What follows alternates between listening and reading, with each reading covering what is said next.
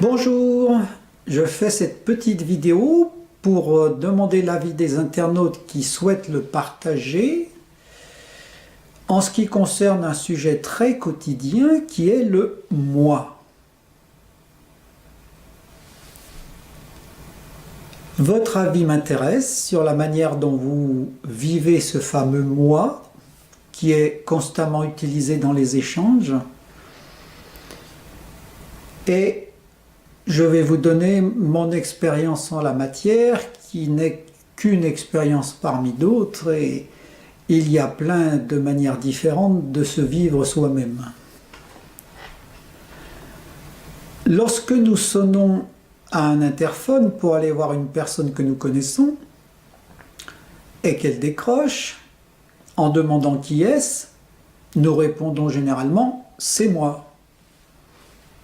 Il est évident dans notre esprit que nous devons être reconnus à la voix, comme il est évident que le moi est une réalité qui ne se discute pas. Moi, c'est moi, il n'y a pas à réfléchir sur la question. Depuis quelques années, j'ai plaisir à observer ce qui défile dans mon esprit du matin au soir, et je trouve ça très instructif. Surtout depuis que j'ai pris l'habitude de passer dans une qualité d'attention où j'observe ce qui arrive sans le juger de préférence, sans intention de le changer, sans analyser ce qui se passe.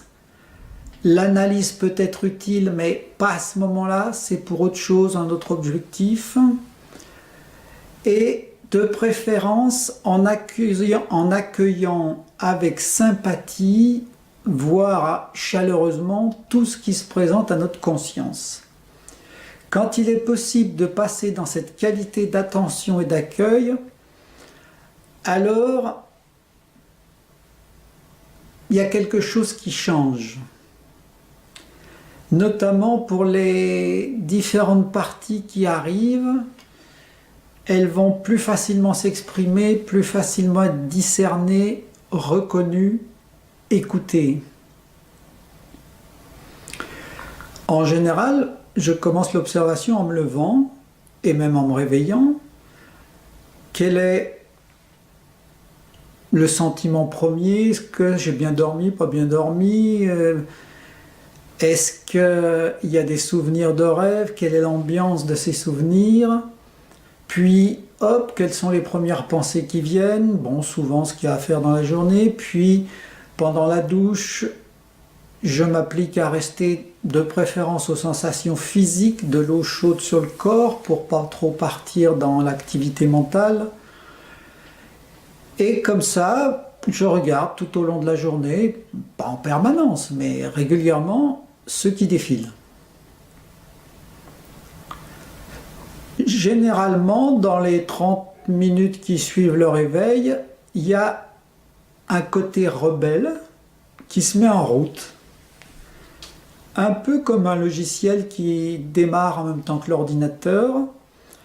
Et ce côté rebelle conteste n'importe quoi, quelque chose qui marche mal dans la maison, ou la politique, l'économie mondiale qui est une aberration, enfin bref, il a besoin de contester peu importe quoi. Ce qui compte, c'est qu'il se mette en route. Après, hop, quelque chose d'autre peut émerger. En observant comme ça tout ce qui se passe régulièrement, je découvre que le moi qui se présente comme une évidence et même une unité, une stabilité, mais c'est pas ça du tout. Il est constitué de tout un ensemble d'éléments qui sont très différents.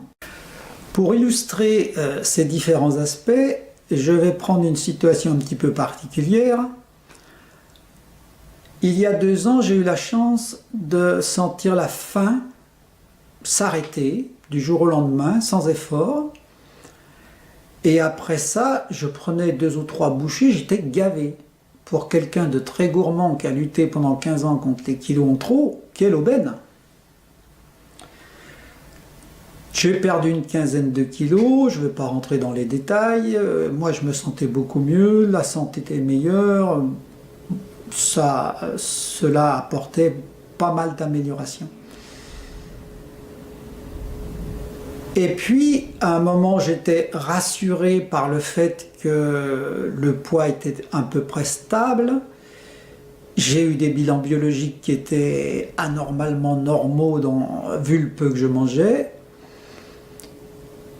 J'ai eu l'envie de passer à une étape supérieure et d'arrêter d'avaler, de mâcher quoi que ce soit pour m'en tenir uniquement des boissons. Et des boissons qui sont essentiellement de l'eau et des laits végétaux. Même pas envie de jus de fruits, surtout pas de soda, quelle horreur.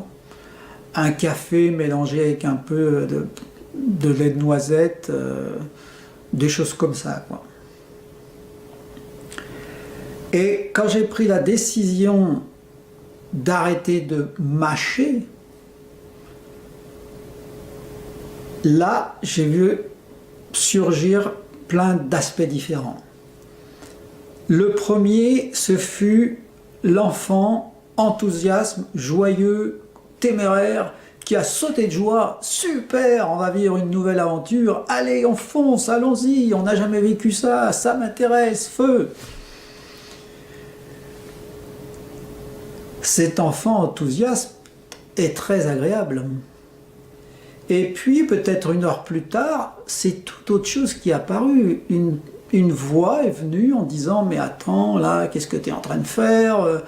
C'est dangereux, t'as un poids qui te convient, qu'est-ce que tu vas chercher des complications? Pourquoi chercher plus? Mais tiens-toi-en à ce que tu as, ne fais pas ça, quoi !» J'ai vite reconnu la voix d'une tante qui m'a élevé, pour qui la vie était apparemment assez austère, il n'y avait pas de joie, pas de spontanéité, et il fallait bosser pour péniblement survivre matériellement et psychologiquement. Ce n'était pas du tout la même dynamique ni le même âge que l'enfant enthousiaste. Un peu plus tard, une autre réaction qui était cette qualité d'attention dont je parlais tout à l'heure, qui est vraiment, moi je le ressens comme un espace d'accueil qui est là, toujours là en amont, qui nous constitue naturellement et qui n'est réductible à rien.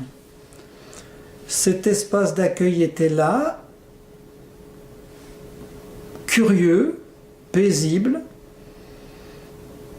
Et là encore, c'était une autre dynamique, juste voyons ce qui va se passer, tranquillement.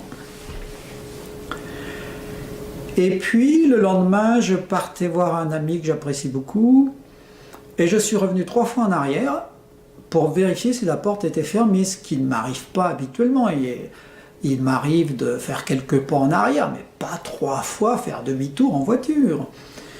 Et je me suis mis à l'écoute de ce qui se passait. J'ai vite reconnu la partie que j'appelle le petit chéri, qui est un enfant très très jeune, avant le langage, à 11 mois, quand j'ai perdu ma mère.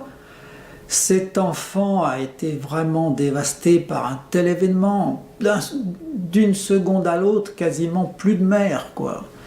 Mon père était incapable de s'occuper de moi dans ces conditions, donc plus de père non plus, j'étais baladé de foyer en foyer, bref, cet enfant très ancien et très blessé,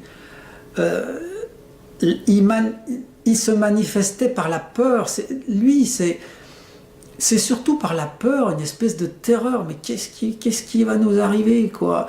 Terreur impuissante. Donc je me suis mis à son écoute, comme j'ai la chance de pouvoir le faire depuis quelques années. Je l'ai vraiment écouté, questionné, qu'est-ce que tu crains? Et puis après avoir entendu ses inquiétudes, je lui ai dit, mais tu sais, tu as vécu une des pires choses que puisse vivre un être humain, perdre la personne la plus importante au monde en très peu de temps, et même les personnes les plus importantes au monde, il n'y a rien de plus dévastateur. Eh ben bravo mon cher, tu t'en es bien sorti. Et puis, à cet âge-là, tu pouvais pas te rendre compte, mais derrière ce terrible drame, il y avait une force de vie sans laquelle nous serions plus de ce monde, tout simplement. Et je lui ai expliqué, maintenant que nous sommes conscients de cette force de vie, de cette qualité d'être qui est là en arrière-plan tout le temps, on peut lui faire confiance, on peut compter sur elle. Bon, au bout d'un moment, cet aspect enfant très différent de l'enfant enthousiasme était rassuré, et hop, il est parti. J'ai rejoint l'ami en question avec grand plaisir. Il y a d'autres aspects qui sont apparus, mais bon, pas tout détaillé là. Si vous observez ça ou toute autre chose, vous pouvez me contacter par l'email que je mets sous cette vidéo. Bienvenue à votre avis, que je lirai attentivement et je vous répondrai. Voilà. Bonne route à vous, quelle qu'elle soit.